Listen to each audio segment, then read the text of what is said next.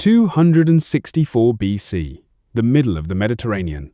Two empires on a collision course, and neither one knew it yet. On one side, Rome, a landlocked Italian republic, 90 years into the most aggressive land campaign in the ancient world. Their army was the best in the region. Their navy was a handful of fishing boats. On the other side, Carthage, a maritime empire out of modern Tunisia, with centuries of seamanship, hundreds of warships, and a network of tributary ports from Spain to Libya. They were the largest navy on Earth. Rome was a giant with no idea how to swim. The fight was coming over an island neither side could afford to lose. The island was Sicily. Whoever controlled Sicily controlled the middle of the Mediterranean. Every trade route between east and west ran past it. In 264 BC, the trouble started at the northeastern tip, in a small port city called Messana. A local tyrant was threatening the city. The citizens called for help. They called Carthage first. Carthage sent a garrison and moved in.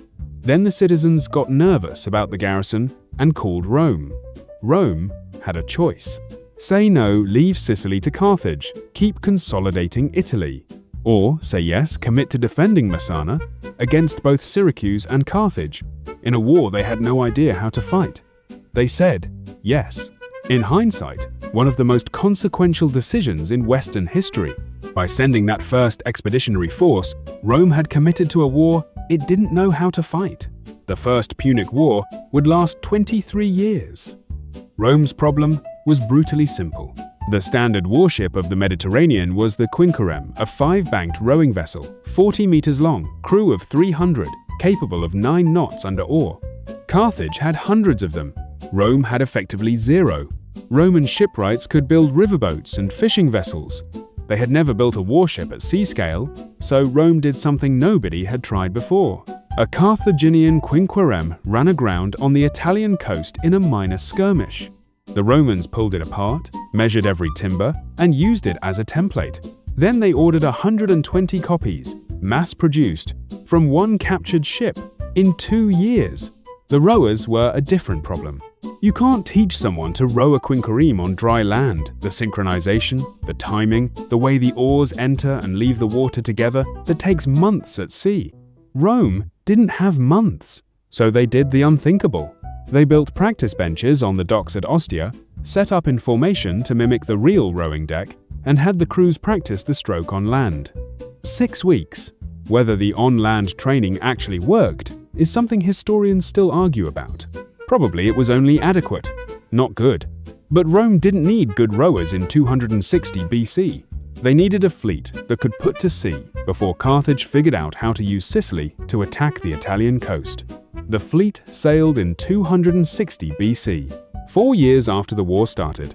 120 ships, mostly quinqueremes, rowers who had trained on a dock bench. And on the prow of each ship, something nobody in the ancient world had ever seen. The Corvus Latin for raven was a wooden boarding bridge, 12 meters long, just over a meter wide, pivoted on a mast at the prow of the Roman ship.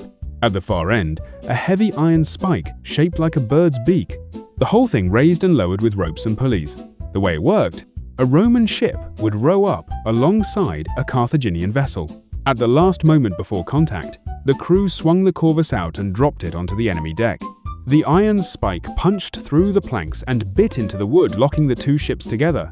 Then a squad of Roman legionaries, the best heavy infantry in the world, charged across the bridge and fought the Carthaginian sailors hand to hand on the enemy deck.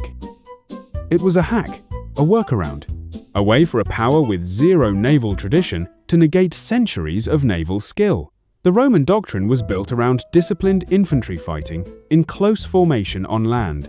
The Corvus turned every naval engagement into a land battle. It worked. In 260 BC, at the Battle of Mylae off the northern coast of Sicily, 100 Roman ships met 130 Carthaginian ships. By every conventional measure, seamanship, maneuverability, experience, ship design, Carthage should have won that battle in an afternoon. Rome won it in an hour. The pattern repeated for the next 4 years. Roman ships closed with Carthaginian ships, locked on, dropped the boarding bridge, and let the legionaries do what they did best. The decisive engagement came in 256 BC at the Battle of Ecnomus, the largest naval battle the ancient world had ever seen. 330 Roman ships against 350 Carthaginian ships. More than 600 ships, 200,000 men. Rome won. By the time the First Punic War ended in 241 BC, Rome had built around 700 ships. Carthage had lost most of its navy. Sicily was Roman. The Mediterranean would never be the same.